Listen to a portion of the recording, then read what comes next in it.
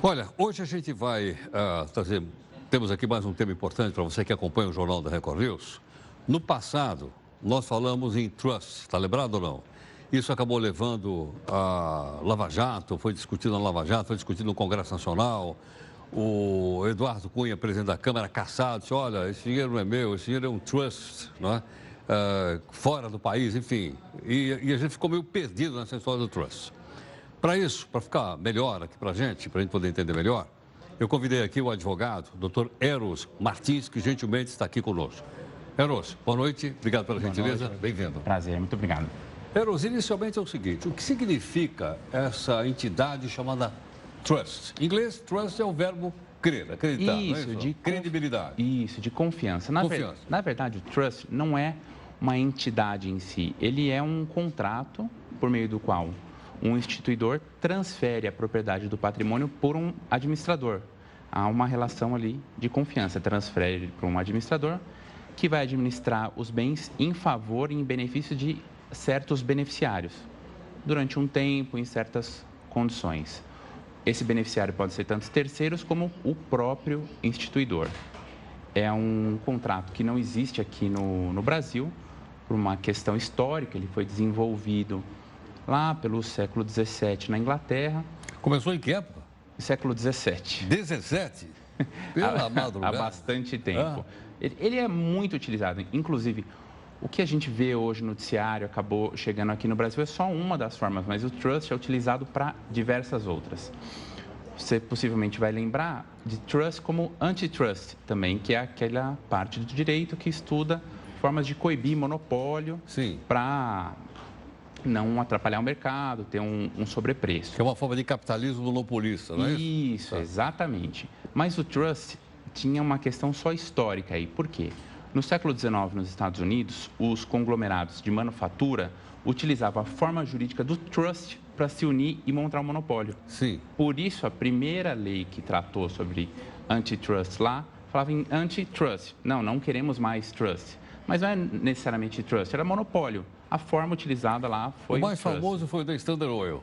Sim, sim, que exatamente. Foi um grande trust de petróleo, chegaram a dominar acho que mais de 85% da produção interna de petróleo americano. Aí veio uma legislação e disse, vão acabar com isso. Sim, uma série dessas e é sempre uma luta constante.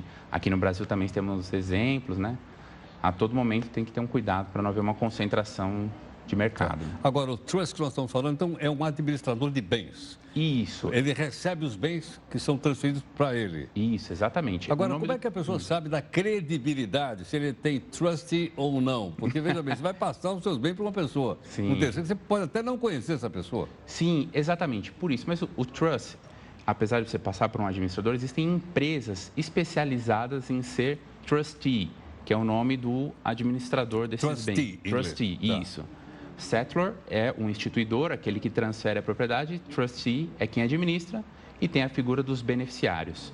Então, são bancos, especialmente bancos internacionais, que assumem muitas vezes a posição de trustee. Então, o banco tem um setor, o Banco Internacional tem um setor, que é um setor de trust, e tem lá os seus trustees. Isso.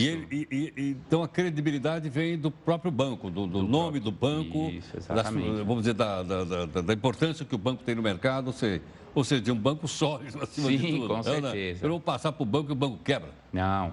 Inclusive, não vou citar nomes, mas uma das propagandas que você pode achar facilmente na internet menciona que o banco faz isso há 60 anos. Então, tem uma credibilidade grande. Por que ele vai se sujar justo com o seu patrimônio, né? Uma história de 60 anos. Entendo. Agora, essa figura, ou essa forma, então, de administração de bens, ainda não tem no Brasil? Ainda não tem no Brasil. Houveram tentativas de projetos de lei, mas no Brasil, por questões, principalmente da tradição jurídica, é de difícil implementação. Por mais que passe de forma forçada uma lei, vamos supor que tenha uma certa pressão popular, muito difícil, mas que para aprovar isso, pela própria tradição jurídica é difícil entender. No Brasil, nós temos uma dificuldade muito grande em aceitar essa separação da propriedade que tem no trust fora do país. E, além disso, uma vez que é instituído o trust, por exemplo, vamos supor, Heródoto vai montar um trust, transfere o seu patrimônio para um administrador. Após a transferência, se o Heródoto sofrer, por exemplo, uma ação trabalhista, não vai poder atingir os bens do trust.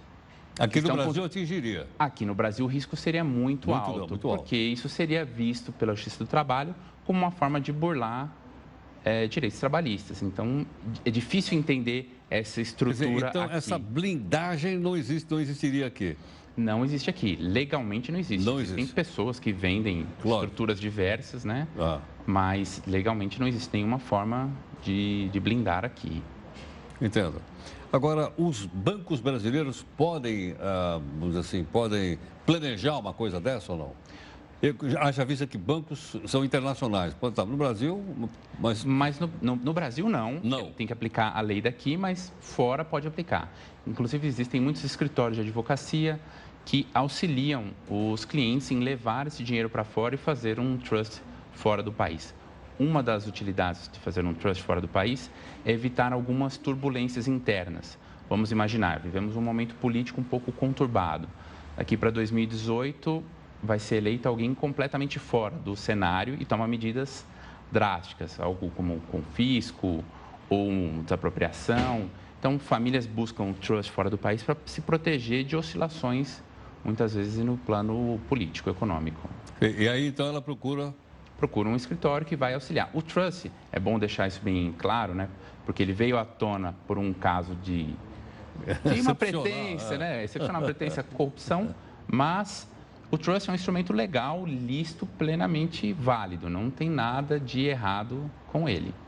Entendo. Pode ser feito. Quer dizer, não é uma forma da pessoa ocultar a origem dos seus bens? Olha, existem até formas de... O trust não pergunta de onde o dinheiro veio, né? Em alguns países, não. Em alguns, não? Isso.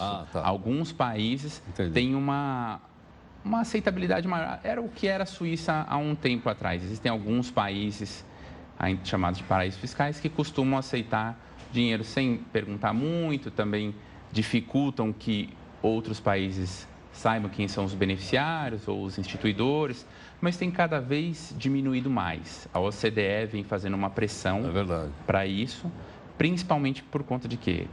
Terrorismo.